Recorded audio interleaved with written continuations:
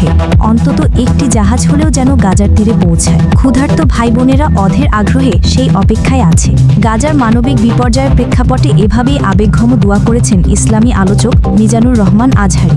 দীর্ঘদিনের ইসরায়েলি অবরোধে খাদ্য, ওষুধ ও নিত্য প্রয়োজনীয় পণ্যের তীব্র সংকটে যখন গাজা বিপর্যস্ত, তখন মানবিক সাহায্য বহনকারী আন্তর্জাতিক ফ্লোটিলার যাত্রাকে ঘিরে তিনি আল্লাহর দরবারে এ দোয়া প্রার্থনা করেন। তার এই পোস্ট মূলত ফ্লোটিলা যাত্রীদের নিরাপদ যাত্রা এবং গাজার মানুষের কাছে সফলভাবে সহায়তা পৌঁছানোর জন্য দোয়া হলেও এটি মানবতার পক্ষের এক হৃদয়স্পর্শী আবেদন।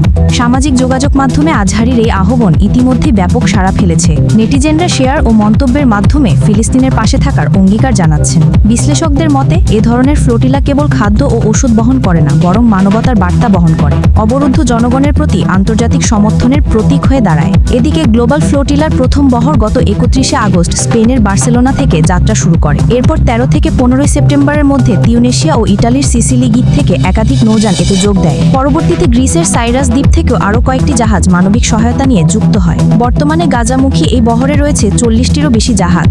এর আগে একাধিকবার সাগর পথে সহায়তা পৌঁছে দেওয়ার চেষ্টা ব্যর্থ হলেও মানবিক সহায়তার কাফেলা থেমেনি। ইসরায়েলি নিষেধাজ্ঞা ও বাধা সত্ত্বেও এই উদ্যোগ আজ বিশ্বের মানুষের কাছে মানবতার সংগ্রামের এক অনন্য নিদর্শন হয়ে উঠেছে।